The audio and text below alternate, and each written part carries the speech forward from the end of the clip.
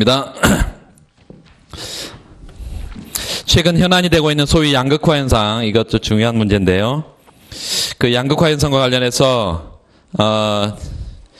최근의 내용도 굉장히 많은데 일단 예전 문제긴 하지만 내용을 자료를 최근 걸로 가능한 한 좀 넣어봤습니다. 그 양극화 현상의 원인과 특징 몇 줄, 원인과 특징.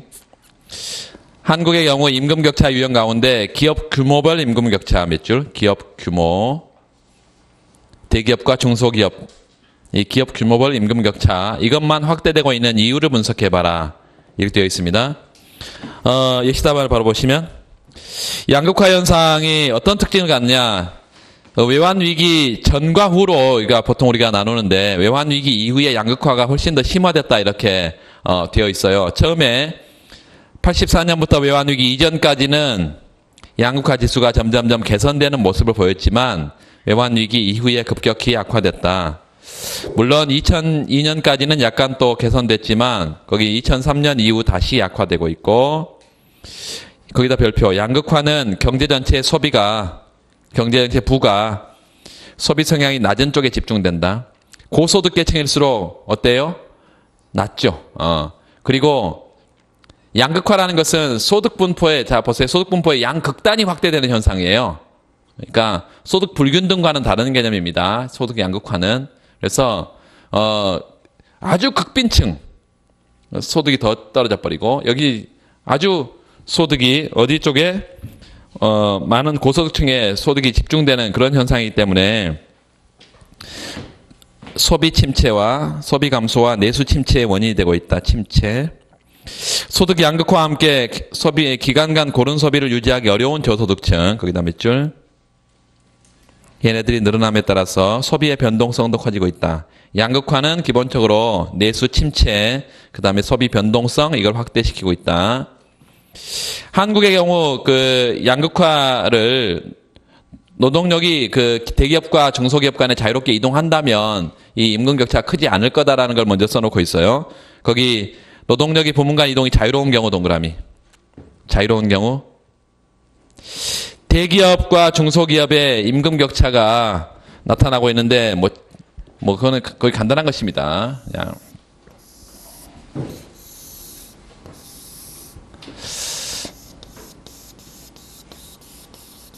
얘 대기업이고 얘 중소기업이면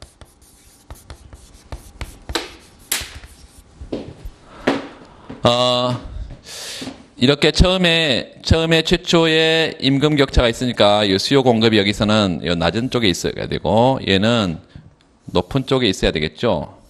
임금이 최초의 수준의 임금이 이렇게.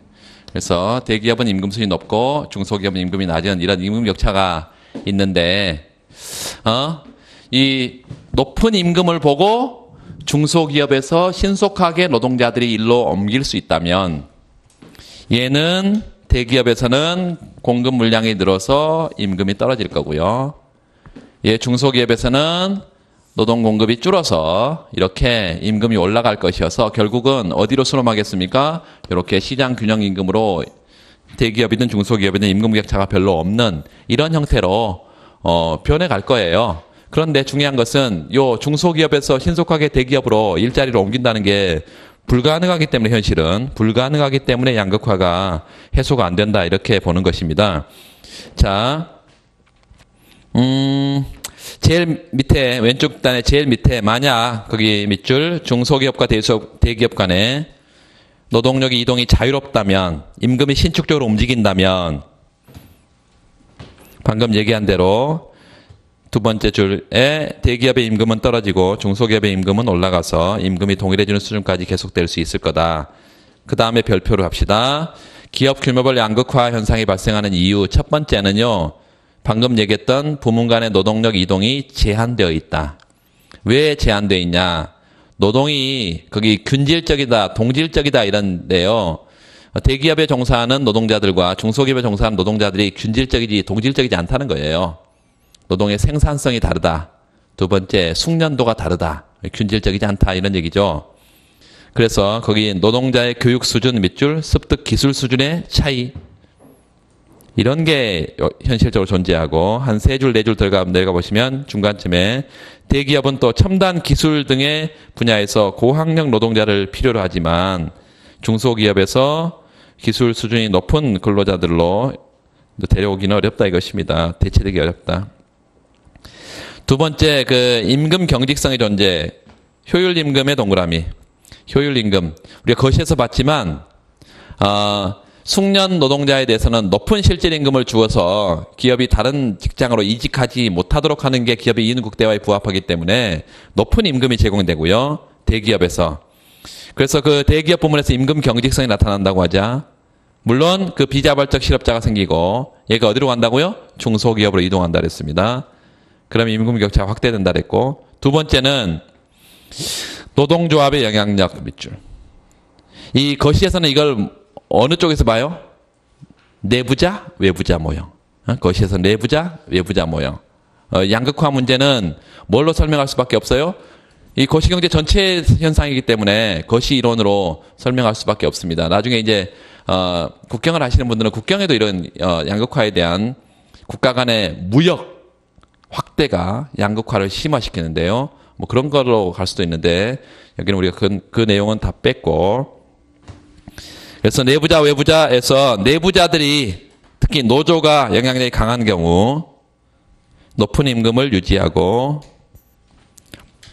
첨단 기술 중심의 밑줄, 첨단 기술 중심의 산업이 중요하게 인식됨에 따라서 대기업에서는 높은 기술력을 갖는 노동자를 고용하려고 하고 숙련도가 떨어진 노동자는 고용하지 않는다. 이래서 임금 격차가 훨씬 더 벌어진다 이랬는데, 그 첨단 기술 중심의 이 생산 구조 변화, 이거에 초점을 맞추는 게 이제 폴 크루그만의 주장이에요. 지난번에 우리 봤었죠? 기술 진보가 어떤 기술 진보다고? 숙련 노동 편향적인 기술 진보다. 그 기술을 숙련도가 높은 노동자들은 캐치업, 따라잡는데 숙련도가 떨어진 노동자들은 따라잡지를 못한다 이것이. 그래서 그 생산성 격차가 더 벌어져 버리고 그에 따라 임금이 주어지니까, 생산성에 따라 임금이 주어지니까 임금 격차가 벌어질 수밖에 없다.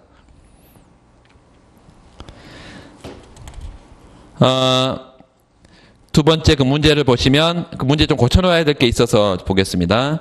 양극화 현상을 완화하기 위해서 재원 마련 방안으로 조세 정책이 시행되는데 수요 함수는 7-0.02Q, 그 총 비용 함수가 주어져 있는데요. Q 플러스 0.04Q의 제곱.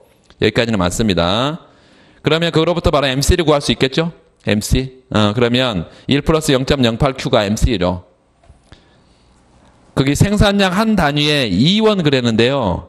원래는 2원이 아니라 원문에는 1.2원 이렇게 되어 있습니다. 1.2원. 그래서 세금이 부과될 경우에 가격의 인상분, 생산량 감소분 얼마냐. 똑같이 우리가 수요 공급선 아니까 조세를 붙였을 때 가격이 어떻게 되는지 아까 우리가 이미 다 해봤잖아요. 그렇게 하시면 되겠습니다. 얼마로 붙인다고? 1.2원을 붙인다고. 그러니까 평행하게 좌상방 이동한다 이렇게 생각하면 되겠어요. 뒤에 체크하면 되고, 2번 설문 보면 모든 사치성 소비재에 대해서, 모든 사치성 소비재. 사치성 소비재는 여러분, 사치재는 어떤 특성을 갖는다고요? 소득 탄력도가 1보다 큰 재화라고요. 소득의 변화보다 훨씬 더 소비량의 변화가 민감하게 나타나는 재화예요. 그런데 이런 재화에 대해서 현재 세율 5%에서 인상된 세율을 일괄 적용한다. 일괄이 이건 중요한 거죠. 15%에서 20%로 인상했다. 그러면 재원을 최대한 많이 마련하기 위해서 바람직한 방안이냐, 세수를 가장 크게 늘리기 위해서 바람직한 방안이냐, 이런 것이에요. 조세 수입을 늘리기 위한. 그러니까 조세 수입은 뭐에 영향을 받는다고 아까 얘기했잖아요. 계속 탄력도 영향을 받는다고. 탄력도에. 그래서 그 뒤에 넘어가 보시면 다 맞는데 그 세 번째 줄에 생산자에게 조세가 생산량 단위당 2원이 아니라 1.2원 부과되고요. 그 그래프는 정확하게 1.2원이 올라가게 돼 있는 걸로. MC는 1 플러스 0.08인데 거기 MCT는 2.2 플러스 0.08, 그러니까 1.2원 올라가 있죠. 그래서 그렇게 되어 있고 계산만 하면 되고 조세부가 이전 이후 가격 나머지는 수치를 고칠 게 없겠습니다. 조세 원칙 이게 중요한데요. 조세 원칙 거기 보면 22페이지 우측단에 물품세 초과 부담의 정의가 나와 있는데 초과 부담 익세스 버든은 조세 징수액을 초과하는 부담분이다. 조세를 붙였을 때 소비자의 후생 아까 여기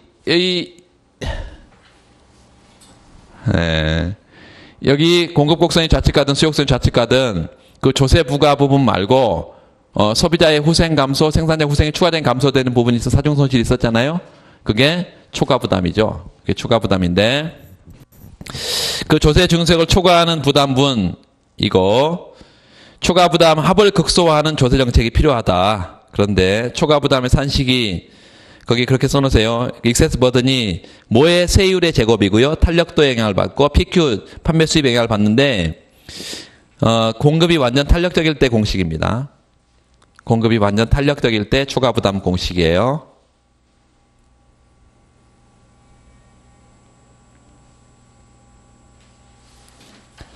그래서 거기 조금 약간 중간에 좀 빠져버렸는데 물품세 초과 부담은 재화의 탄력성에 영향을 받지 탄력성의 제곱에 영향을 받는 게 아니잖아요. 탄력성에 영향을 받고 뭐의 제곱에 영향을 받아? 세율의 제곱에 영향을 받죠. 그래서 그 다음에 이제 별표를 해두고 탄력성이 높을수록 밑줄 초과 부담이 커진다는 얘기죠. 그래서 탄력성이 높을수록 조세부가 초과 부담이 더 빨리 증가하기 때문에 가능한 한 탄력성이 낮은 상품의 밑줄, 낮은 상품에 높은 조세를 부과하고 탄력성이 높은 상품에 대해서는 낮은 조세를 부과하는 게 바람직하다. 이거 다 아는데 이거 역탄력성 규칙이라는 걸 다 아는데 그 초과 부담 식을 써놓고 얘기하는 것과 그렇지 않은 건 좀 다르죠. 그래서 초과 부담 수식 외우세요. 그 램지 규칙을 보면 램지 규칙에 따르면 재화들의 한계 초과 부담이 일치하는 것이 물품세의 최적 조건이다. 한계 초과 부담에 MEB1이 있고 MEB2가 있는데요. 거기 초과 부담이 같게 세율 T1, T2를 정하면 이게 최적 물품세 조건이라고요. 그 그래프 이해해 두세요. 세율 인상을 일괄적으로 하면 그러면 세수가 느냐 요거 평가 거기다 별표하고 사치제의 경우는 일반적으로 뭐예요? 소득 탄력성에 관한 개념이긴 하지만 가격에도 민감합니다. 사치제가. 그래서 가격 탄력성도 높은 재화라. 그렇다고 해서 모든 사치제가 비슷한 수준의 가격 탄력성을 갖고 있는 건 아닙니다. 그래서 그 밑에 모든 재화의 똑같은 폭의 세율을 인상하는 것보다는 재화의 탄력성에 역비례하도록 밑줄. 탄력성이 높은 재화는 세율을 낮게. 왜? 초과 부담이 작아질 거니까. 탄력성이 낮은 재화는 세율을 높게. 그래서 결국은 그게 물품별 한계 초과 부담을 일치시키는 거. 방금 위에 그 그래프예요. 일치시키도록 하는 게 바람직하다.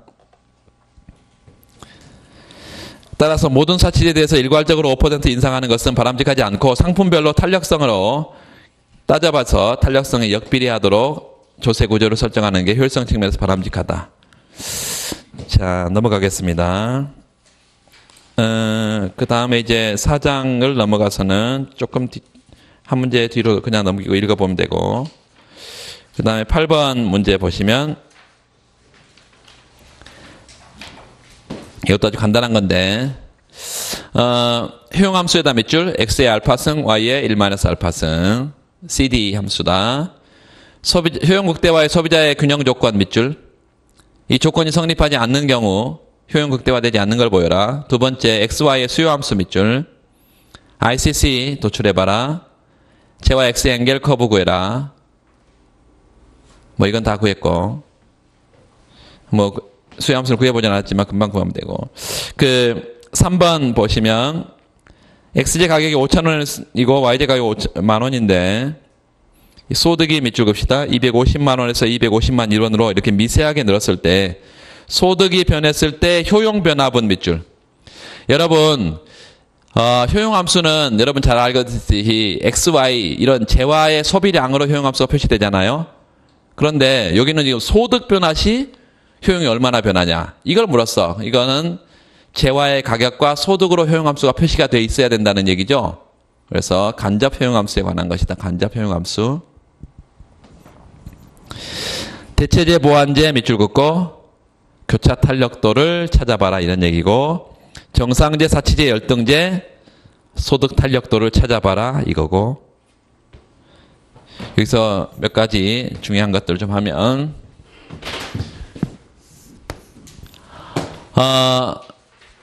뭐가 주어져 있냐면 효용함수가 이렇게 주어져 있습니다. x의 알파승, y의 1-알파승 이렇게 효용함수가 주어져 있어. 먼저 소비자의 최적 조건을, 소비자 균형 조건을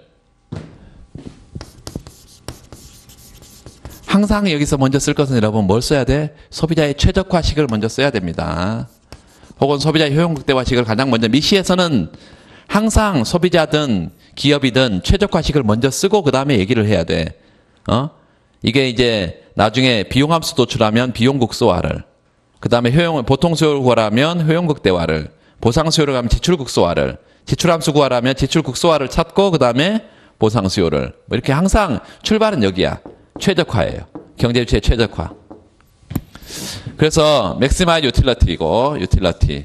효용은 XY 두 재화 소비로부터 오걸 것이고, X의 알파승, Y의 베타승, 1-알파승 이렇게 되어 있고, 제약함수가 서브젝트 투 어떤 제약함수가 있어요? X제 가격, 지출액, Y제 가격, 지출액, 소득, 이런 상태에서 이 최적화는 first order condition, 일개 미분 조건은 어떻게 돼야 돼요? 항상 MRS, 무차별 곡선의 접선의 기울기 MRS XY equal PY분의 PX죠.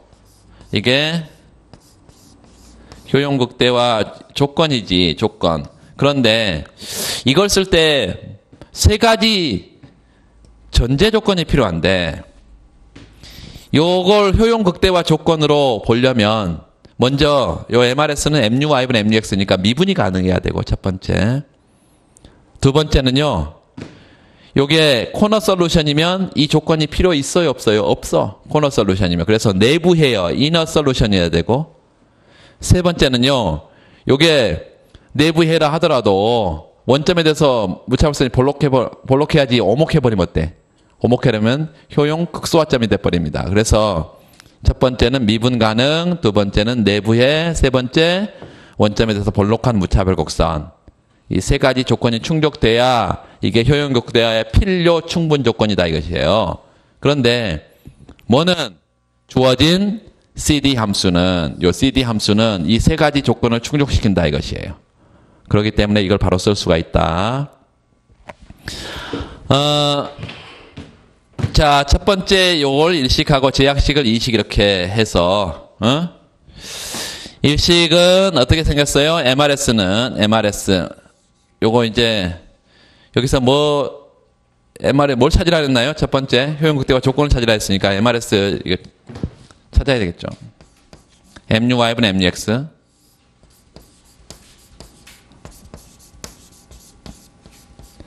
MUY는 Y로 편미분하고 1-알파가, 여기는 X로 편미분하면 알파가, 그리고 X분의 Y. 이거 뭐 굳이 이거 하고 있는 사람이 없을 거예요. 요게 MRS다. 그리고 예산선의 접선의 기울기 절대값 P1 PX고, 그래서 요게 이제 답인데요. 요거 답인데 이렇게 써놔도 되고, 요 1-알파 X PX equal 알파 Y PY 이렇게 써놔도 되겠습니다. 이게 효용극대화 조건이다. 두 번째는 이거 한번 구해보자고요. X, Y제 보통수요. X 스타, Y 스타, X, Y제 보통수요. 보통수요는 바로 나가서 요 조건식하고 그 다음에 요 식을 연립을 되겠죠. 그래서 이 식을 다시 한번 쓰면 PXX 플러스 PYY equal M. 요게 뭐죠?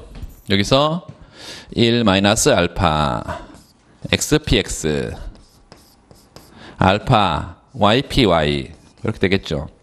그래서 그 대신에 먼저 알파분의 1 마이너스 알파 pxx 이거 넣으면 요거 대신에 pxx로 여기 알파분의 1 마이너스 알파 pxx 이퀄 m 이렇게 될 것이고 pxx로 묶으면 pxx 묶으면 1 플러스 알파분의 1 마이너스 알파 이퀄 m 여기에 알파분의 알파에서 1 마이너스 알파를 빼니까 알파분의 1이죠 이게 알파분의 1 아니에요? 그렇죠? 응?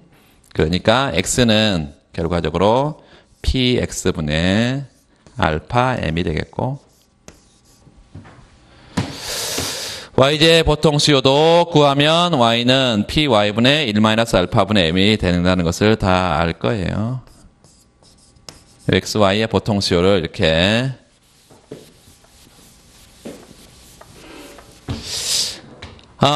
문제 첫 번째는 소비자의 최적화 물었는데요. 그런 것들을 한번 정리를 한번 하면 소비자의 최적화가 달성된 경우, 달성되지 않는 경우 이렇게 물었으니까 XY 두제와 평면에 있고 예산 제약 하에서 무차합선을 가장 바깥쪽으로 밀어낸 상태에서 최초에 이런 점이 A점이 X제, Y제 효용 극대화를 달성하는 예산 제약 하에서 이게 뭐죠? PX분의 M. 이게 뭐예요? PY분의 M. 그때 효용이 I0 효용을 누리고 있다. X제 소비량이 X제로, Y제 소비량이 Y제로 이렇게 이 상태에서 뭐가 효용 극대화 조건이 MRS하고 뭐가 맞아떨어지고 있어요? PY분의 PX가 맞아떨어진 상태에게 효용 극대화 조건이 달성되고 있는데 만약에 이런 점이라면 예를 들는데 이런 점 2점 이런 점이라면 효용 극대화가 달성되지 않고 있을 텐데 요렇게 I1의 효용밖에 못 누리고 있을 텐데 이 상태에서 어떻게 효용 극대화를 달성하도록 소비가 조정이 되냐 요거 우리가 보면 여기는 MRS XY 어떤 점에서요? 요 A점에서 이게 조건이 충족이 되고 있는 거예요. 그런데 요 MRS XY 어떤 점이요? 요 E점에서는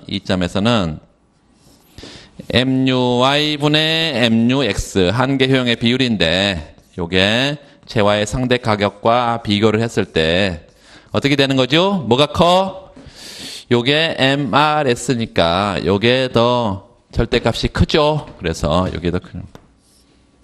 이렇게 결과적으로 요 PX를 요로 보내고 요게 다 플러스 값이니까 요 MUY를 요로 보내면 PX분의 뭐요? MUX하고 요 PY분의 뭐요? MUY 이렇게 부등호 방향이 이렇게 될 거고 요거 뭐라고 써야 된다고? X제 1원당 지출 X제 지출액 1원당 한계 효용이 Y제 지출액 1원당 한계 효용보다 더 높기 때문에 X제 소비를 늘리고 Y제 소비를 줄여야 효용 극대화가 달성되기 때문에 현재 상태는 효용 극대화가 달성되지 않은 상태다. 이렇게 하면 되겠습니다. 이렇게 화살표를 이렇게 해주면 되겠습니다. 반도 이런 점은요? 이런 점에서는 F점, 이런 점에서는 당연히 X제 소비를 줄이고 Y제 소비를 늘리는 방향으로 이렇게 가줘야 되고 이렇게만 좀 써두면 되지 않을까요? MRS 얘하고 뭐하고 비교했더니 요렇게 비교했더니 요렇게 요게 더 큰 상태다. 요렇게 써놔도 되고 아니면 결과만 써놔도 되고 요 결과를 PX분의 MUX PY분의 MUY 이렇게 써놨고 이런 식으로 써놔도 되겠습니다. 자, ICC 아까 그려봤고 앵겔 커브는 뭐 상식 여기에 XY 보통 수요를 여기서 ICC는 이걸 M으로 정리해서 가면 되고 앵겔 커브는 뭐예요? MX 평면이니까 MX 어떻게 됩니까? M 이퀄 알파분의 PX x 여기에 xj 앵겔 커브고 원점에 빠져나오는 반직선. 그리고 요거는요 m 이퀄 요 1 마이너스 알파분의 py 요게 y 이렇게 해서 요게 뭐예요? yj 앵겔 커브가 되겠죠. 원점에 빠져나오는 반직선이고 둘 다 앵겔 커브. 자 그리고 이제 간접 효용 함수를 좀 보시면 간접 효용 함수 소득이 250만 원에서 250만 1원으로 미세하게 소득이 늘었는데 그 소득 변화가 효용을 얼마나 변화시키냐? 요 소득의 변화가 효용을 얼마나 변화시키냐 지금 이렇게 묻고 있어요. 이거는 우리가 구한 XYJ 보통 수요를요. 요 XYJ 보통 수요를 어디다 집어넣으면은 효용함수에 집어넣으면 효용함수에 바로 집어넣으면 간접 효용함수 바로 튀어나옵니다. x가 요 px분의 뭐고요? 알파 m이고 py분의 1 마이너스 알파 m인데 요런 효용 극대화의 해를 어디에? 효용함수에 바로 집어넣어버리면 효용함수는 원래 뭘로 생겼는데요? x, y 두 제와 소비량으로 생겼는데 여기다 x의 알파승, y의 1 마이너스 알파승 이게 제와의 소비량으로 되어 있는 이 효용함수를 얘를 집어넣어버리면 뭘로 나오겠어요? xj, yj 소득으로 나오겠죠. 그래서 그때의 효용을 이렇게 쓸 수 있겠죠. x의 알파승이니까 요 px 분의 알파 m의 알파승 여기 py 분의 1 마이너스 알파의 m의 뭐죠? 1 마이너스 알파승 이렇게 요게 뭐예요? 요게 간접 효용함수다. 굳이 쓰면요. 굳이 쓰면 여기가 이제 m의 알파승 요게 m의 1 마이너스 알파승이니까 나머지는 그대로 다 있고 뭐만 튀어나오겠어? m만 튀어나옵니다. 밖으로. m만요.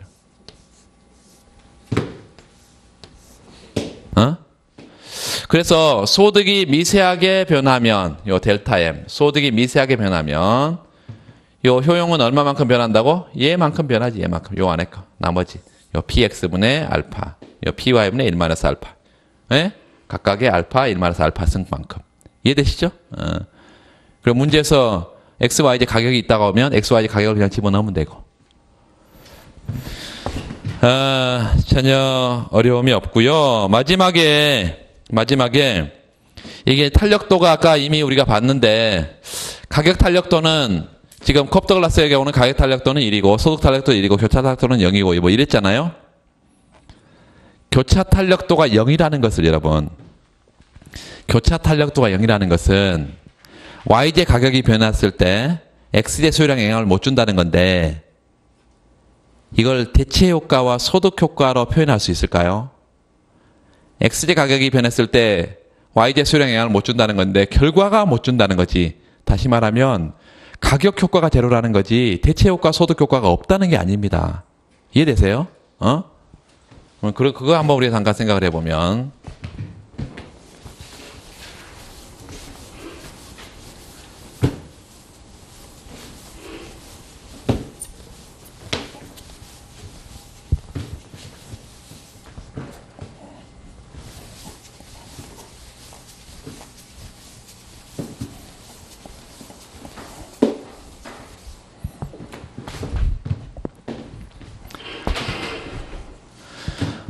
XJ의 보통 수요가 Y로 할까요? 이렇게 뭐 아무거나 해도 되는데 우리가 쉬운 게 XJ 가격이 떨어지는 경우 이런 경우를 보기가 쉬우니까 PX의 가격이 떨어지는 경우 이런 경우를 한번 보자면 YJ의 보통 수요가 어떻게 되어 있냐면 PY분의 1 마이너스 알파 M이 지금 YJ의 보통 수요예요.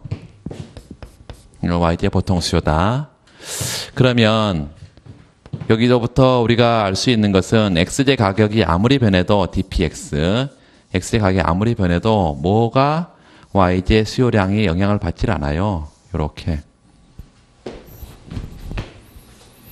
그래서 입실론 요 XY X의 가격 변화에 따른 Y제의 수요량 변화가 없어서 교차 탄력도가 지금 제로라고 이렇게 얘기한단 말이죠.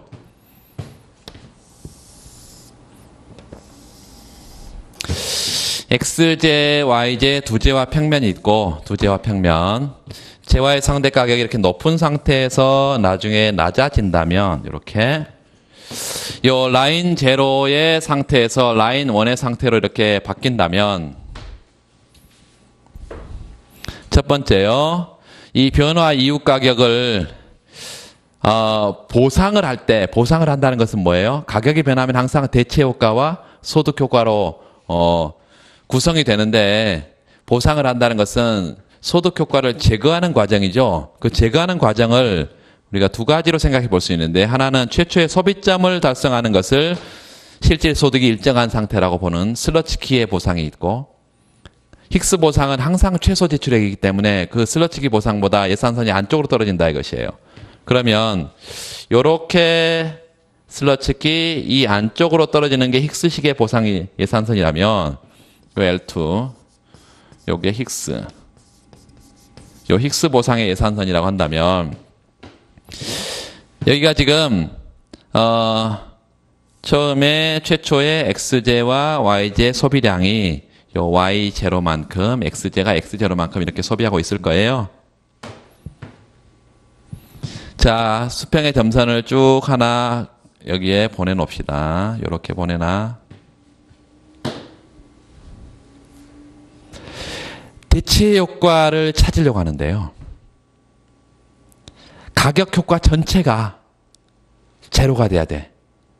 그 말은 대체 효과와 소득 효과가 방향은 반대고 크기는 같아야 된다는 거예요.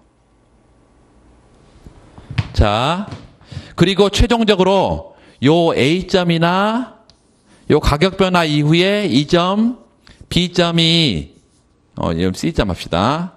요 C점이 수평선상에 있어야 된다는 게 우리가 PCC 이미 봤잖아요. 수평선상에 있어야 돼. 그리고 수직의 점선을 쭉 하나 끌어내려 보면요.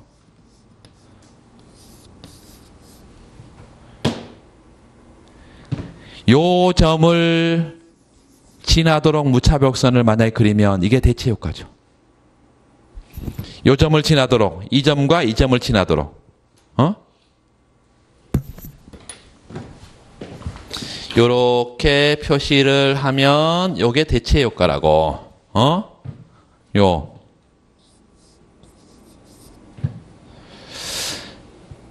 그런데 잘 들으세요. 요 그래프가 지금 조금 잘못됐는데 일단 이거 이렇게 가면 소득 효과가 제로가 나와버리니까 준선형 형태가 돼버리네. 자, 요건 좀 대체 효과하고 소득 효과의 크기가 대체 효과는 지금 X의 가격이 떨어지니까 X의 소비량을 늘리는 방향으로 소득 효과는 실질 소득이 증가하는 방향으로 나와야 되니까 요게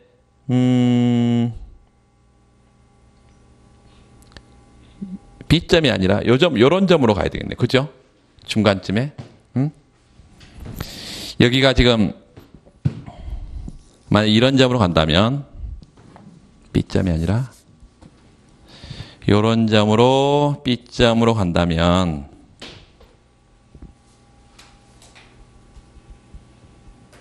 정상제니까 여기가 지금 대체 효과가 이만큼이라면 소득 효과는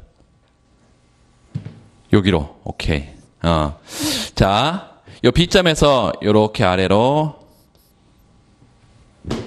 요 Y1 프라임 이렇게 합시다. Y1 프라임. 그리고 최종적으로는 여기가 Y1이 그대로 여기가 최초의 Y0하고 같아야 돼. 그러면 여기서 지금 B점으로 왔다가 C점으로 가게 되면 B점으로 왔다가 C점으로 가게 되면 얘가 Y제 소비량이 이렇게 떨어졌다가 Y제 소비량이 다시 원래로 복귀하는 Y제 쪽에서 보면 대체 효과와 소득 효과가 이렇게 나타나겠습니다. 그래서 요 B점에서 요렇게 가는 걸로 하시면 되겠어요. 소득 효과는 X, Y제 소비가 둘 다 늘어야 되니까 X, Y제 소비가 둘 다 늘어야 되는데 중요한 것은 대체 효과는 X제 가격이 저렴해져서 Y제 소비량을 줄이는 방향으로 가고 소득 효과는 Y제 소비량을 늘리는 방향으로 갔어. 그래서 그 크게 같게 나타났어. 이렇게 그려야 되겠습니다. 자주 그려보지 않으니까 잠깐 헷갈렸는데 이렇게 하면 되겠어요. 이렇게 A점에서 B점으로 가는 게 대체 효과, B점에서 요 C점으로 가는 게 소득 효과. 이렇게.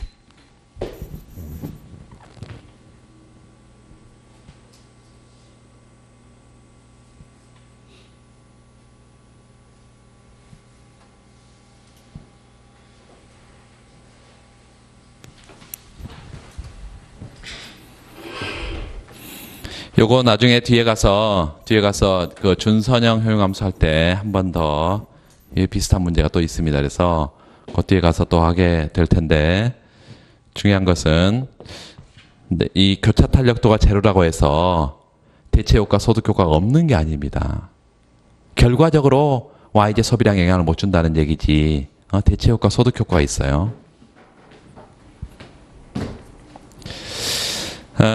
그렇게 하고 넘어가겠습니다. 다음번 9번 문제. 9번 문제 일단 1번 좀 보시면 효용함수가 vx1 플러스 x2 이렇게 되어 주어져 있다. x2는 선형함수인데 bx1이 요게 선형이 아니라고 하면 준선형 효용함수입니다. 소득 확장선과 x1에 대한 엥겔 곡선을 그래프를 이용해서 도출해봐라 이렇게 되어 있네요. 이제 준선형 함수인데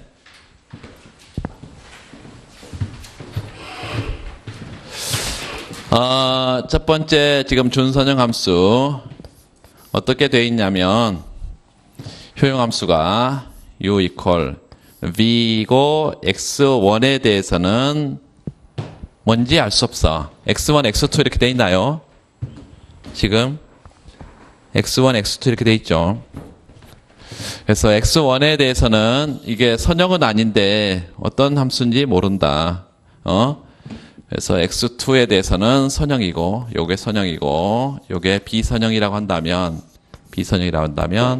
코사인 리니어 준선형 함수라는 것이고 우리가 이게 만약에 미분 가능하다고 하면 물론 여기 단서가 사실은 다 줘야 돼. 단서 요 b 프라임 x 요 b 프라임 x1 요게 0보다 크고 두 번 미분했을 때 0보다 작다라는 이런 걸 줘야 됩니다. 그래서 두 번 미분할 때 만약에 상수나 0으로 가버리면 이게 비선형이 아니죠. 그래서 요거 두 번 미분해서 이거는 한계 효용이고요. 한계 효용이 0보다 크다라는 것은 소비자의 그 성질 중에 이 재화의 성질 중에 뭘 의미하나요? 이 재화 소비를 한 단위 늘리면 효용이 증가한다니까. 소비를 늘리면 늘릴수록 효용이 증가해. 이건 단조성을 의미하고요. 단조성을 이렇게 표현해요. 요거는 뭐예요? 두 번 미분했을 때 마이너스 값이다. 한계 효용을 한 번 더 미분해서 마이너스 값이 한계 효용이 체감한다는 거예요. 그러니까 원점에 대해서 볼록한 무차별성이 나오겠지. 선형이 아니지 그러니까. 이런 단서를 사실은 줘야 됩니다. 이렇게 문제를 하려면. 그래서 실제 시험 문제에서는 뭐 이렇게 다 줄 거예요. 엄밀하게. 그 MRS를 구해보면 요 MRS XY 두 재화니까 그냥 MRS X1, X2를 그냥 1, 2 이렇게 하겠습니다. MRS 1, 2. 얘는 MU 뭐분의 MU 2분의 뭐예요? MU 1이죠. 이렇게.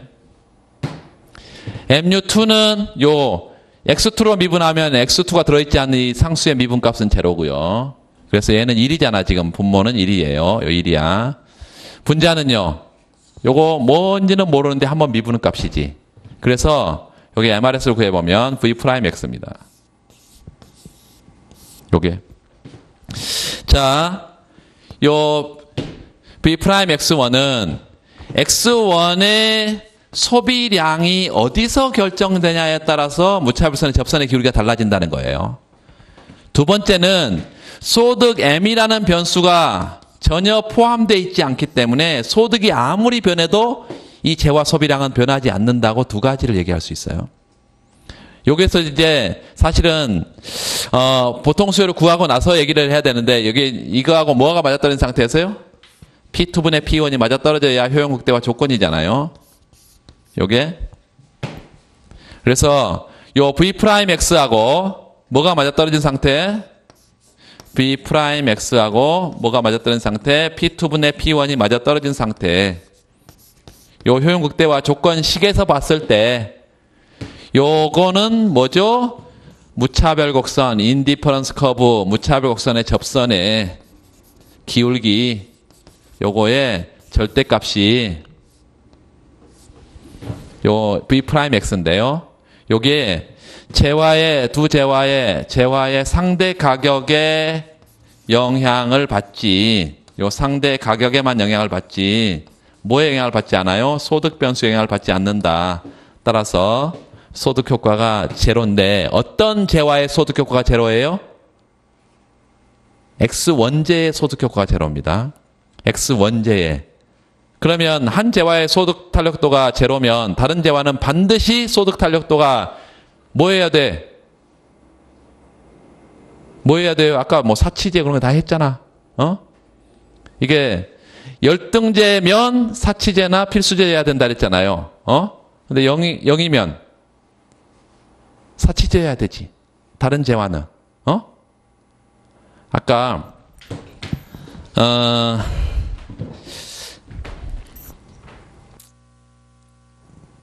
SX 입실론 MX 플러스 SY 입실론 MY 이퀄 1 그랬고 이 뒤에 게 제로야 지금. 그럼 SX MX가 1이어야 되잖아요. 그런데 SX는 0과 1 사이 값이잖아. 그럼 요거는 0과 1 사이 값이면 돼, 안 돼? 안 되잖아요. 그러니까 필수제면 안 돼. 사치제 해야 되지. 이해되세요? 그래서 지금 요 상태에서 지금 우리가 소득 변수가 포함되어 있지 않은 것이 소득 탄력도가 제로다 이렇게 우리가 본 것이고, 그렇다면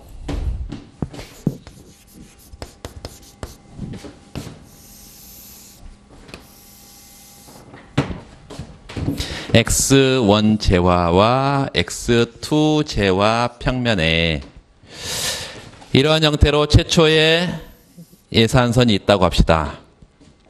이 예산선이 요점이 우리가 이렇게 한번 써봐.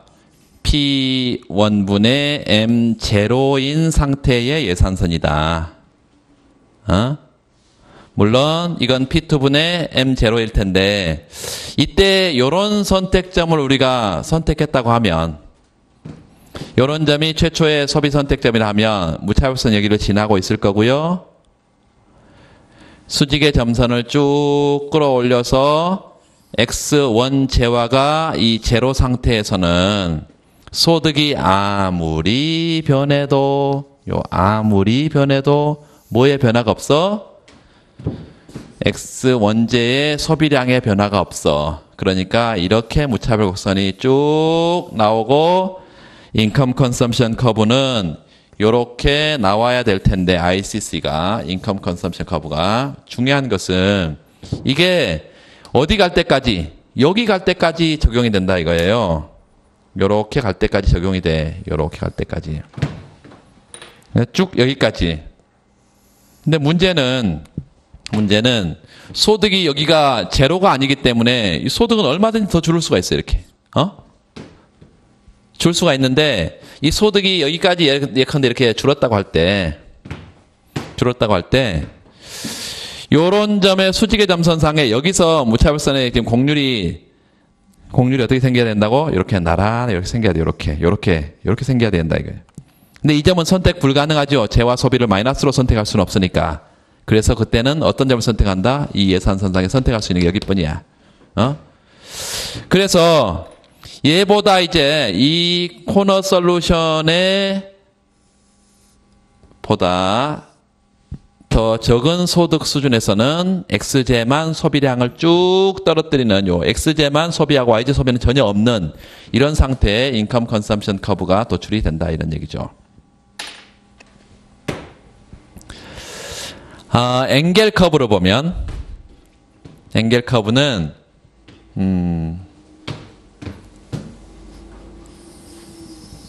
여기까지 와서 그려본 적은 없는데 앵겔 커브는 m x1 이렇게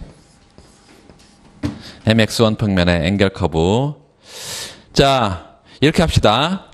요 점이 중요하죠, 이 점이 지금. 요 점이 중요한데 요 점에서 우리가 명목 소득을 요거 뭐 M1 그랬나? 여기는 뭐 요 점에서 명목 소득을 뭐라고 할까요? M1이라고 해봐. 명목 소득을 M1이라 그래. 그럼 M1의 명목 소득 하에서는 X 원재 소비량이 얼마인 거예요? 여기 X1 제로, X1 제로 여기요. X1의 제로 수준의 X제 소비량이에요. 소득이 요 M1, M0, M2, M3 쭉 아무리 소득이 늘어도 X1제 소비량은 변화가 있어 없어? 없죠. 그래서 소득이 아무리 늘어도 요게 소득이 늘면 어떤 수준의 M1 수준보다는 높을 때 X1제 소비량이 전혀 없어 여기에요. 요렇게 소비량이 전혀 없어. 변화가 없어 여기. 근데 문제는 이제 이거야. 얘보다 소득이 떨어지면 이제 전부 다 뭐만 소비한다는 거예요? X제만 소비해. X제만 소비한다고. X1제만.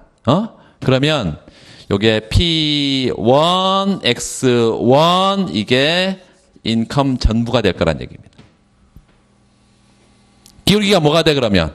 요 MX1 평면의 기울기가 뭐가 돼? P1인 우상향하는 직선인데요. 원점에 빠져나오는 우상향하는 직선이 될 거라. 이렇게. 요게 P1이 되죠. 각도가. 요게 앵겔 커브가 된다. 앵겔 커브가. 자, 그래서 지금 준선형 함수에 대해서 얘기를 좀 했고,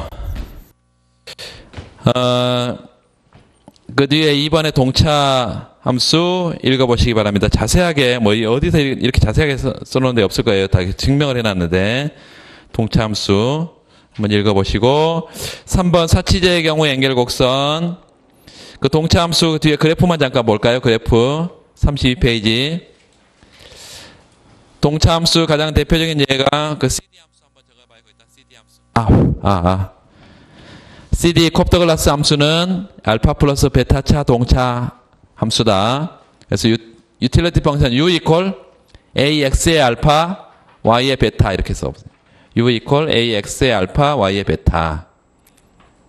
그러면 이거는 알파 플러스 베타차 동차 함수인 것을 우리가 알고 있죠. 그런 함수는 MRS를 구해보면 어떻게 생겼어? MRS 구해보면 거기 X의 알파 Y의 베타 MRS 그거 굳이 꼭 구해봐야 돼? 어떻게 생겼어요? MRS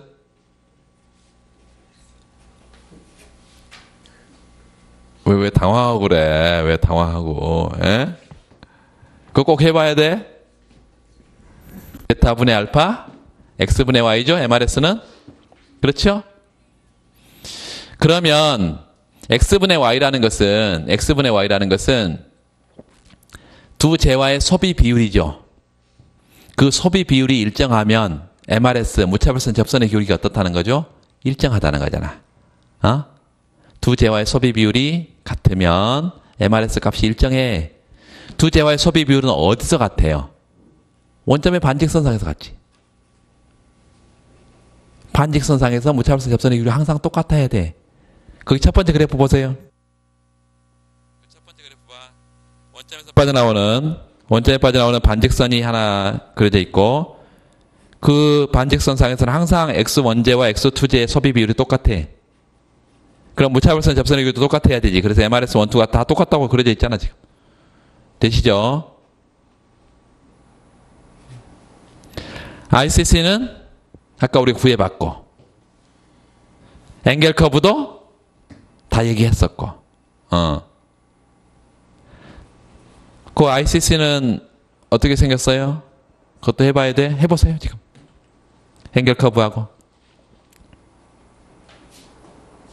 효용함수 제가 줬으니까.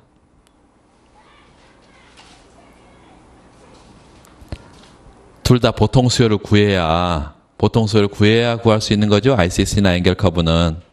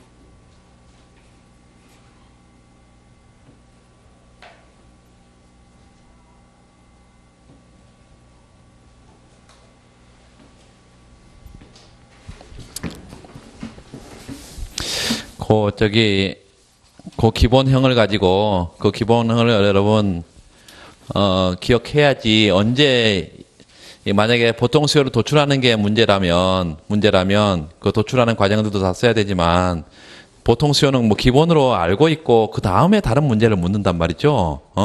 이렇게 단순한 문제가 안 나와. 그냥 보통 수요 도출해 이런 문제 나오겠어요? 절대 안 나오고, 그래서 그거를 우리가 빠른 속도로 보통 수요를 도출하고 그 다음에 나머지 다른 문제를 풀어야 되기 때문에 효용함수가 이렇게 생겼으면 AX의 알파, Y 베타 이렇게 생겼다면 MRS를 구하면 MRS는 MUY분 MUX니까 첫 번째 MRS를 구하면 요 베타가 분모에 있고 알파는 분자에 그리고 X분의 Y 이렇게 될 것이고 요게 재화의 상대가격과 일치하게 되면 효용 극대화 조건이 되고 예산 제약선과 연립을 해서 PXX, PYY equal M 요 두 식을 연립을 해서 보통 수요를 찾잖아요. 자, 요렇게 하면 XPX, YPY 이렇게 해서 요 YPY 대신에 뭘 집어넣으면 돼? XPX를 집어넣으면 되니까 뭐야 이거?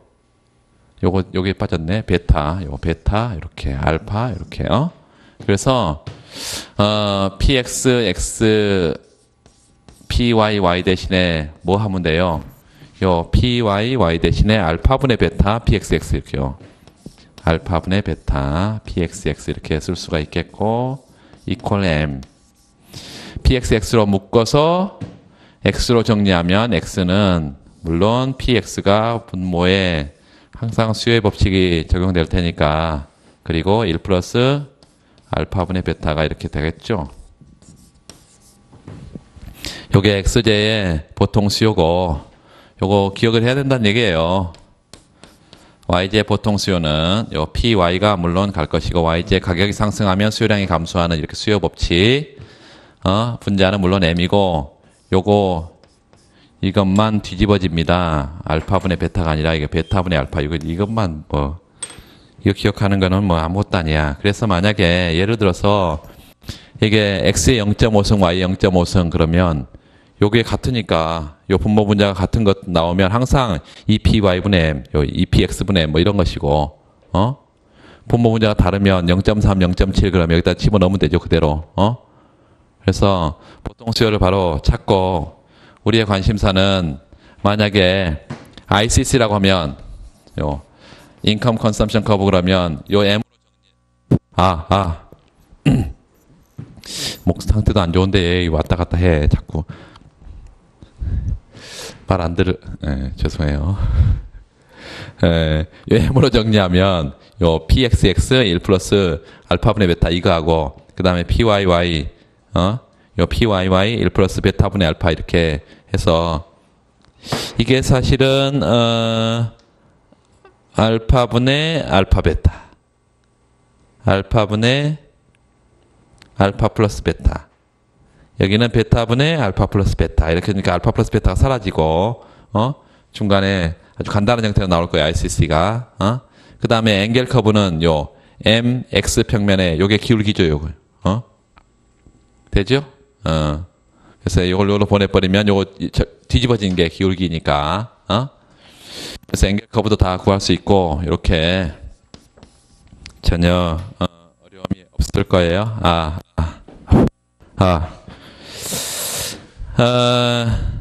그 다음에 그 사치제의 뭐 앵겔 곡선, 거기 32페이지 오른쪽 단에 잠깐 보시면, 사치제는 소득의 변화보다 훨씬 더 X제 소비량의 변화가 크다는 거죠. 그렇죠? 그래서 거기 그 소득이 델타 M만큼 증가할 때 X제 소비량이 똑같은 퍼센티지만큼 증가한다면 그게 예를 들어서 원점에서 반직선이야. I라는 기준이 되는 앵겔 커브가. 그러면 소득의 변화에 대해서 훨씬 더 탄력적으로 X제 소비량이 변해야 되니까 오른쪽으로 휜 그런 형태가 나오겠죠? 만약에 똑같은 소득의 변화에 대해서 X 소비량이 예를 들어서 소득이 1% 늘었는데 1%만큼 늘면 이게 소득 탄력도가 1인 경우죠? 그렇죠? 근데 필수제는 1보다 작잖아. 그러면 위쪽으로 휘어지는 거죠? 이제 어려움이 없을 거고. 10번 문제 잠깐 이건 눈으로 풀 수도 있는 거네요. 값의 무차별성을 정확하게 나타내봐라. 나타내면 되겠고, y = 2분의 x 이게 첨점의 궤적이고, 소득이 10,000원, 1,000원, 500원 두 재화에 대한 보통수요를 구해라. 그 보통수요 바로 그냥 써보세요.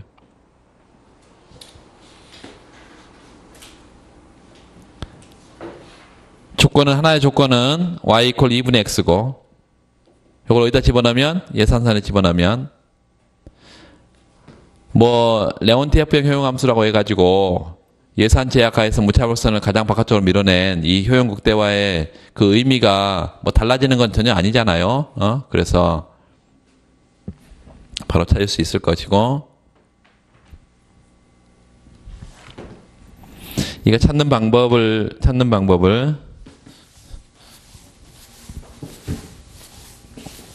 그 수치를 그냥 예산선에 집어넣어서 하지 말고 여러분 일반형을 구하고 그 다음에 찾으세요.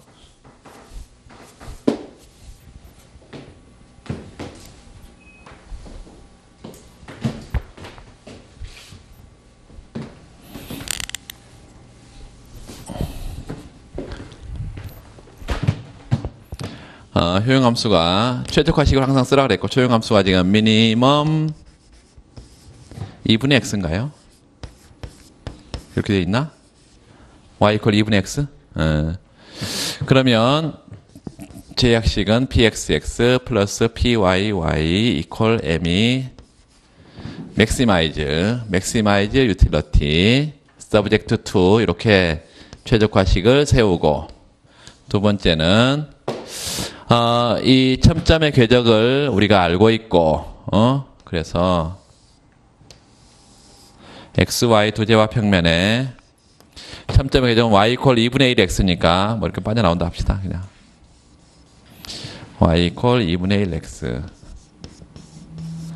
처음에 예산선이 하나 있고 이렇게 L자형의 무차별선이 있을 것이고, 보통수요를 우리가 찾으라고 하는 것인데, 이 보통수요를 효용 극대화의 해를 첨점의 궤적, 이거 첫 번째 조건. 두 번째는 요게 예산선상의 점이어야 한다.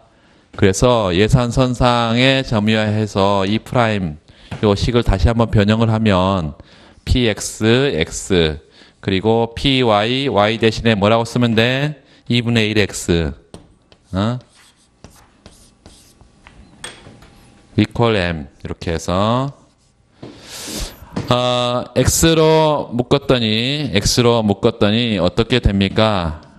분모가 px, 분자는 2분의 1 py 분의 m 이렇게 되겠죠. 그래서 전체에다가 다 2를 곱하면 2px 플러스 py분의 2m 뭐 이런 식으로 x제 보통수요가 될 것이고, y제 보통수요는 어떻게 구해요? 여기다 집어넣으면 되지. x제 보통수에다가. 그래서 분모에다 2를 곱한 거니까 여기다 2를 곱해서 2px 플러스 py m이래요. 그렇죠? 그래서 보통수요를 이렇게 찾았어요. 이렇게 찾고 나서 x제 가격이 얼마? x제 가격이 1,000원, 500원 여기 1,000원, 여기 500원, 여기 m 만원 뭐 이렇게 집어넣으면 보통수요가 다 나올 것이고, 그 다음에 소득 일정할 때 x제 가격이 하락하는 경우, x제가 하락하는 경우 가격 소비 곡선을 그려라. 가격 소비 곡선을 x제 가격이 하락하는 경우, 이렇게 가격이 떨어지는 경우 선택점이 이런 점이 되겠죠. 이런 점, 이런 점. 그래서 이렇게 무차별선을 그려볼 수가 있겠고, 엥겔 커브, 인컴 컨섬션 커브는 뭐하고 똑같다? 이 참점의 궤적과 똑같다. ICC. 두 번째, 엥겔 커브는, x제 엥겔 커브는 소득의 변함에 따라서 재화의 소비량이 어떻게 변해가냐 이거니까요. 이걸로 나누면 되겠죠. 그래서 원점에 빠져나오는 반직선이겠다. 요거의 기울기를 갖는 m으로 정리하면, m으로 정리했을 때 뭐죠? px 플러스 2분의 1 py 요렇게 원점에 빠져나오는 이 기울기에 반직선이 될 것이고, 뭐 이런 것들은 뭐 굳이 안 해도 되겠습니다. 뒤에 넘어가 보시면 11번 문제, 11번 문제를 좀 보고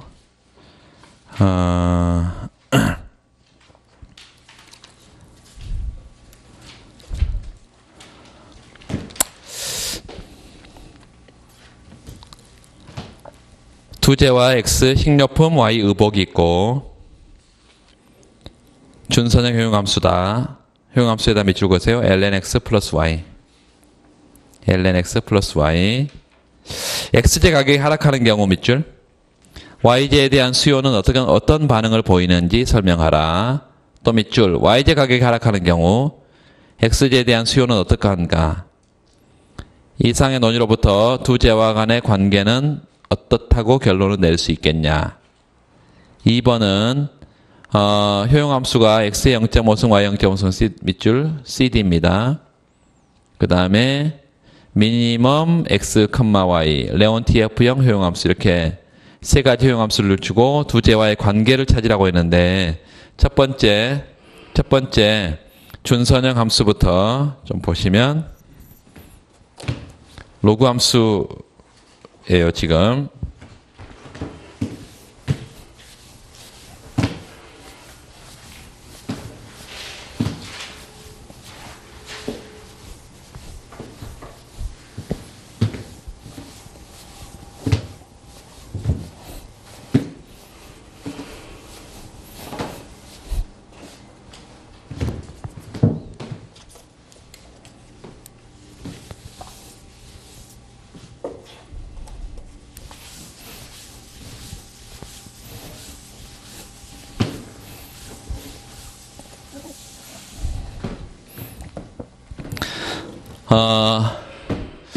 먼저 첫 번째 뭘 묻고 있냐면, x제 가격이 변했나요? y제 가격이 변했나요?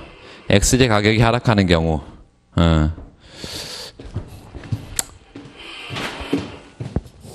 x제 가격이 변했을 때 y제 수요량이 증가하냐 감소하냐 뭐 변화 없냐, 지금 이거 물었어요. 요거. 자, 첫 번째 효용함수가 주어져 있고, 효용함수는 로그 함수하고 lnx 플러스 y 이렇게 준선형 함수로 주어져 있다. 요거 알려면 항상 뭘 알아야 된다고? 요 y제 보통수요를 알아야 x제 가격의 변화에 영향을 받는지 안 받는지 알 수 있지. 그래서 당연히 보통수요를 먼저 구해야 되고요. 보통수요, 효용극대화의 해를 찾아야 돼. maximize utility, 이 효용함수가 lnx 플러스 y 이렇게 주어져 있고, subject to 제약이 있겠죠. 어떤 제약이? 예산 제약이 있어. PYY equal M. 이런 예산 제약이 있고. 이 로그 함수 미분 가능한가요? 미분 가능합니다. 미분 가능해.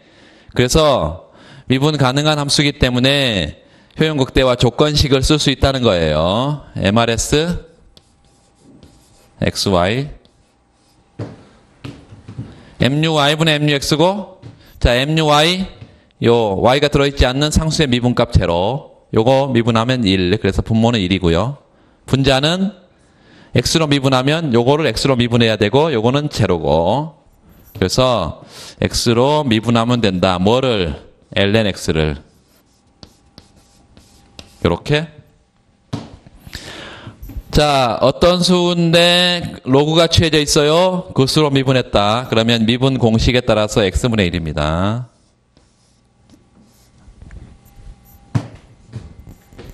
미분 공식이에요, 이거는. 네. x분의 1이고, 얘와 뭐가 맞아떨어져야지? py분의 px가 맞아떨어져야지 효용극대화가 달성되고, 이게 효용극대화 조건 첫 번째.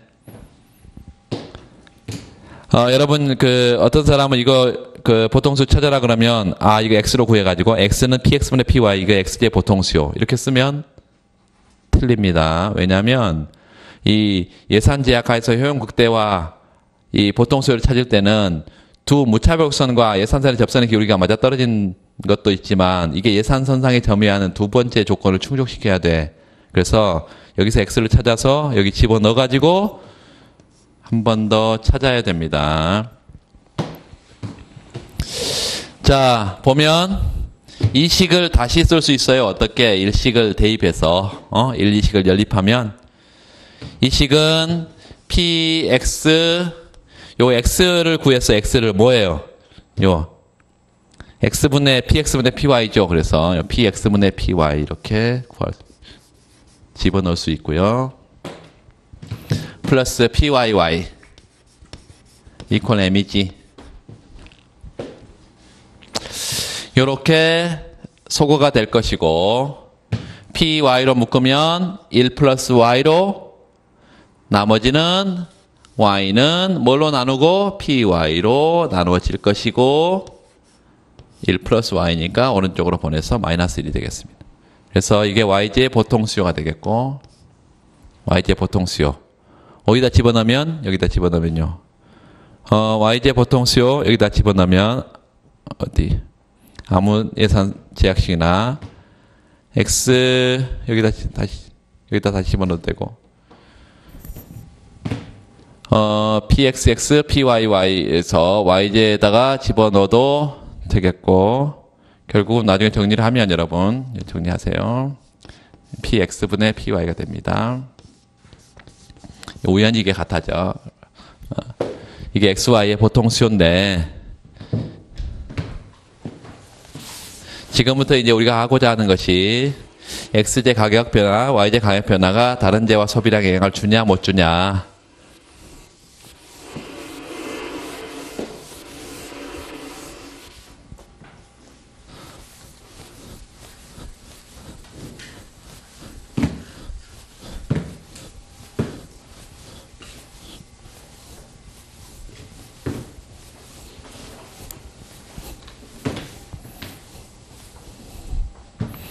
자, 봅시다.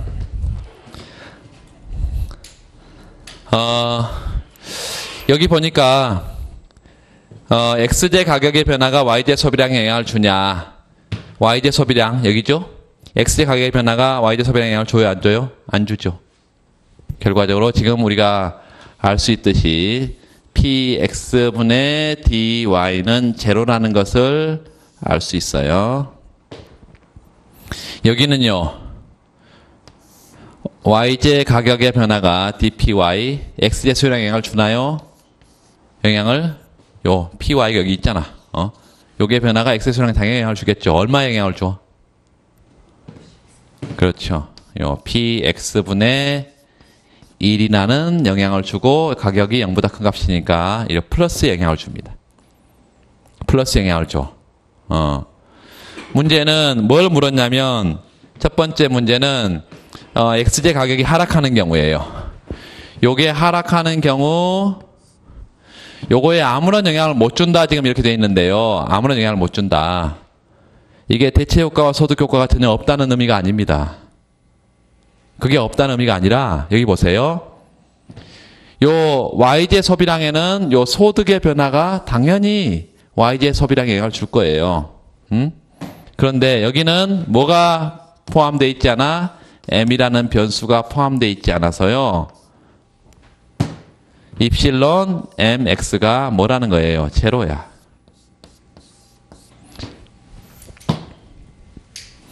소득 효과가 얘는 없어. 그래서 대체 효과가 있다는 것입니다. 이게 가격 효과로 나타난 거야. 여기서는 YJ 가격이 변하면 얘는 어때야 돼? 이게 0보다 커야 되니까 변화 방향이 같아야 되죠. YJ 가격이 변하면 X의 소비량은 반드시 감소해야 됩니다.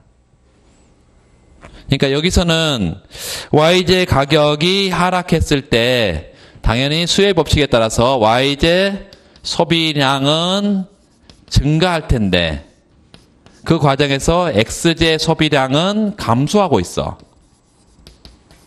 그러면 이 관계가 두 재와 관계가 서로 대체 관계일 거라는 얘기예요. 대체 관계. 얘는요. X의 가격 변에서는 YJ 소비량에 전혀 영향을 못 주니까 얘는 독립관계라는 거지. 이렇게 어떤 재와 가격의 변화에 따라서 다른 재와 소비량에 영향을 줄 수도 있고 주지 않을 수도 있다 이것입니다. 이렇게. 좀 구체적으로 좀 보면 첫 번째는 요거부터 먼저 볼까요? XJ 가격이 변했을 때 YJ 소비량에 영향을 못 주는 거. X, Y 두 재와 평면이에요. 처음에 재와의 상대 가격이 가파른 완만한. 왜냐하면 얘가 PX가 떨어진 거를 예로 들고 있으니까 지금. 최초 예산선이 L0, 새로운 예산선은 L1 이렇게 되어 있습니다. 슬러츠키 힉스 보상을 하자. 최초의 소비 선택점을 하나 찍고 이 변화 어떤 예산선? 최초의 예산선 그리고 가격 하락 시 변화 이후의 예산선. 이 변화 이후의 예산선을 변화 이전의 무차별선을 잡아두고 돌려야 되는데 일단 슬러츠키 보상은 여기까지 최초의 소비점으로 돌린 거. 힉스 보상은 안쪽으로 떨어진다 그랬습니다. 이렇게 떨어져. 요 L2의 이게 힉스식의 보상이야. 이 힉스 보상 예산선이야. 잘 들으세요. XJ 가격이 변하면 YJ 소비량의 변화가 없어야 되니까 이렇게 수평의 점선을 쭉 보내서 결론적으로 어디 와야 된다고요? 여기 와야 돼. Y0나 Y1이나 X 가격에 영향을 안 받아야 돼. 중요한 것은 요 예산선하고 요 예산선이 나란하다는 거야. 보상이니까. 지금 여기 나란해. 대체 효과와 소득 효과를 지금 이제 분리할 텐데요. 대체 효과를 어느 점에 찍어야 될까요? XJ의 소득 효과가 없도록 찍어야 돼. 그 말은 소득 변화도 X의 소비량의 변화가 없도록 찍어야 된다고. 그게 이거예요.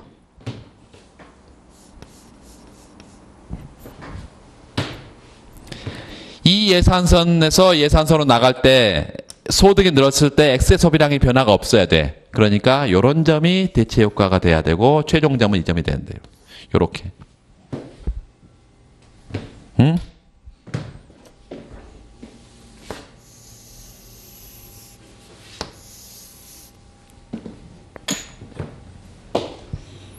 결과적으로 요 YJ, Y1 프라임 여기까지 XJ 가격이 하락했을 때 YJ 소비량이 이렇게 준다는 것이 대체 효과고, 그리고 소득이 증가하면서 전부 다 소득 증가가 전부 다 Y제 소비량으로만 연결된다. 이게 X제 소득 효과가 제로이기 때문에 그렇다. 입실론 MX 제로다.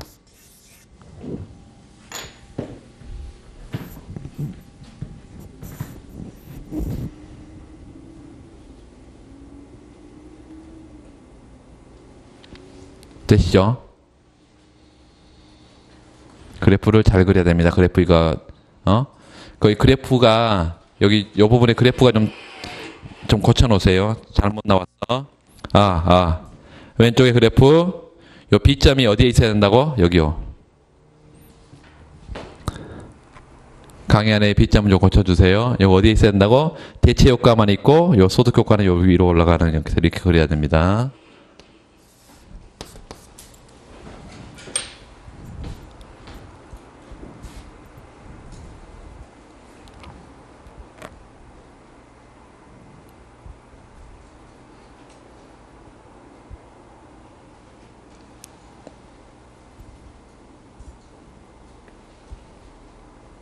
자, 두 번째는 요거요. 요거.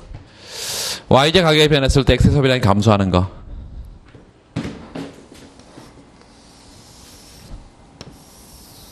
X, Y 두 제와 평면이 있고 Y제 가격이 떨어지니까요. 이렇게 좀 완만한 걸 가파른 걸로 했다가 완만하게 이렇게 완만하게 여기가 지금 요 점을 중심으로 이게 px분의 m이 되고 px분의 m 이게 최초의 예산선이고 최초의 그리고 변화 이후의 예산선이고 이렇게 되죠. 변화 이후의 예산선.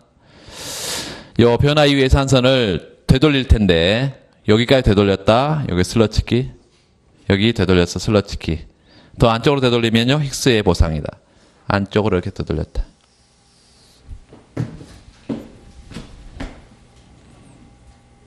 대체 효과와 소득 효과를 정확하게 찍어야 되기 때문에 여러분 잘 보세요.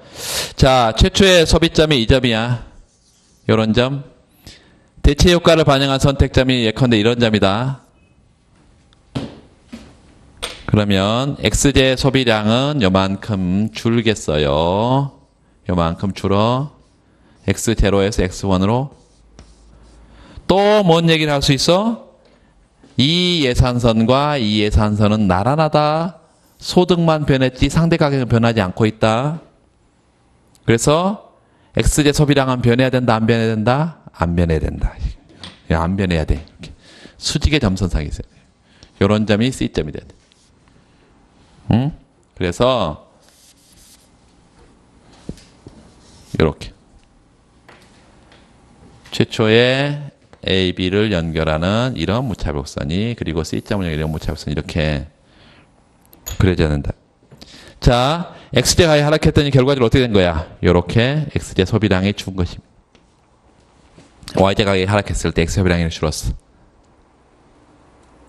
그러니까 지금 제가 아까도 CD도 강조를 했지만 이 교차 탄력도가 제로라고 해가지고 이 가격 변화가 전혀 영향을 못 주는 게 아니에요. 대체 효과, 소득 효과가 크기가 이게 달라지기 때문에 영향을 줄 수도 있다 이것이에요. 그 구체적으로 대체 효과, 소득 효과의 크기를 그렇게 분리해서 설명을 할 수가 있다는 것입니다. 37페이지 오른쪽 그래프는 정확하게 지금 나와 있고요. 거기 B점에서 C점으로 화살표를 하고 입실론 MX가 제로, 소득 탄력도가 제로라는 거예요.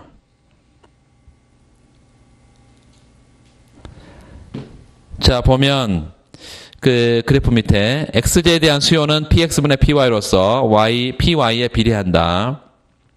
따라서 Y제 가격이 하락하게 되면 X제에 대한 수요도 감소하게 된다. 결론이 그렇습니다. Y제 가격이 변하는 경우에도 밑줄 긋읍시다.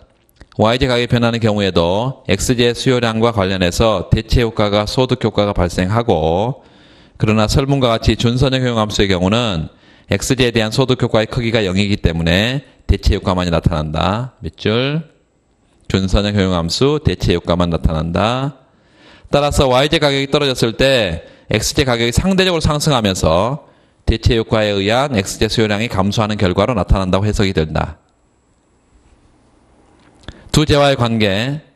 X제 가격 하락 시와 Y제 가격 하락 시 각각 하나는 독립제고 하나는 뭐요? 대체제. 이처럼 비대칭제의 결과가 나타나는 이유 몇 줄?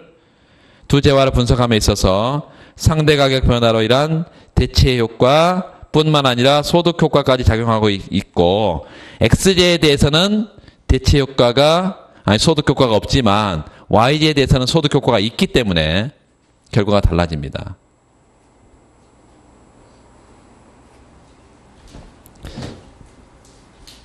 자, 거기까지 했고, 그 다음에 CD 함수,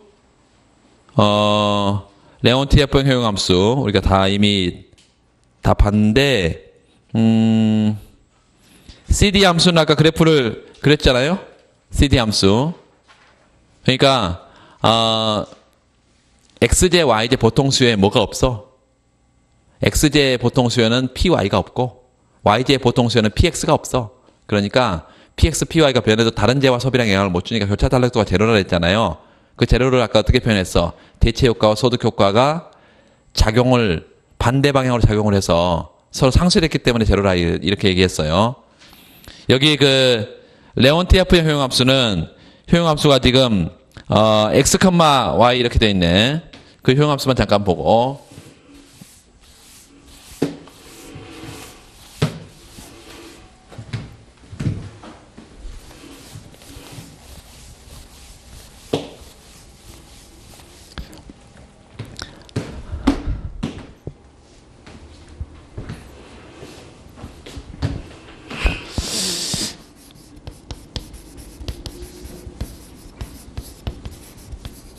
이렇게 효용함수가 생겼는데 이런 최적화식을 쓸 수가 있겠고 subject to pxx 플러스 pyy equal m 보통 수요를 우리가 구해보면 어떻게 구할 수 있나요? 여기 지금 y equal x하고 그 다음에 이게 pxx, pyx equal m 이렇게 하면 xy 보통 수요는 x equal px 플러스 py분의 m, y도 px 플러스 py분의 m 이렇게 나올 거 아니에요? 그 정도 다 알 것이고 x제 보통 수요와 y제 보통 수요가 이렇게 나와 px 플러스 py분의 m 이렇게 나와요. 이게 보통 수요야. 그러면 우리의 관심사는 이거야. dpx분의 dy가 어떻고 dpy분의 dx가 어떠냐 이거 지금 알고 싶잖아요. 그래야 교차 탄력도가 0보다 크냐 작냐 이렇게 얘기할 수 있지. 왜냐하면 입실론 yx는 y제 가격 변화에 따른 요 dpy y제 가격이 1% 변했을 때 x의 소비량이 요 x분의 py 이게 교차 탄력도잖아요. 이 교차 탄력도를 알려면 뭘 알아야 돼? 이걸 알아야지. 요걸 알아야지. 그래야 이게 0보다 클지 작을지 0일지 알 수 있지. 그래서 요걸 알아야 돼. 지금요. dpx분의 dy x제 가격이 변했을 때 y제 소비량이 반응을 하냐, 어떤 반응을 하냐, 증가하냐, 감소하냐, 변화 없냐 이거 알아야 되잖아요. 그래서 요거를 요 y제 보통 수요를 뭘로 미분해? 요 y제 보통 수요를 뭘로 미분해요? 요 px로 미분해. 요걸로 미분해.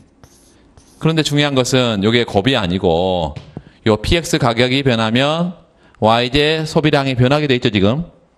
그 y제 소비량의 변화와 요 py는 또 서로 영향을 주고 받을 거 아니에요? 그래서 요 전체를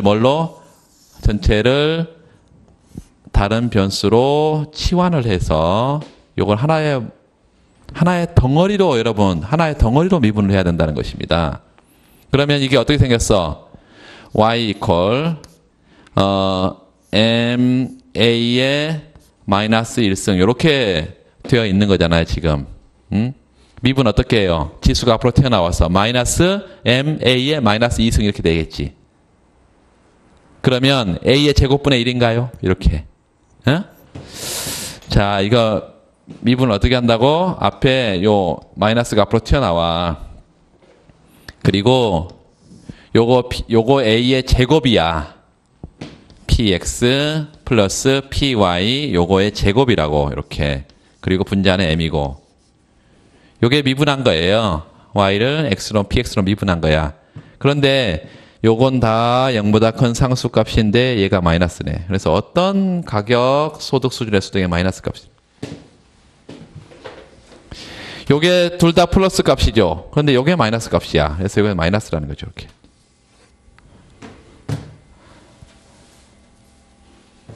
요걸 여러분이 써줘야지 레온티F형 효용함수는 두 재화는 완전 보완제다. 뭐 이러면서 뭐 처음부터 갚버리면 안 되고, 요걸 써줘, 요걸. 그래서 요게 마이너스 값이기 때문에 교차 탄력도가 마이너스 값이에요.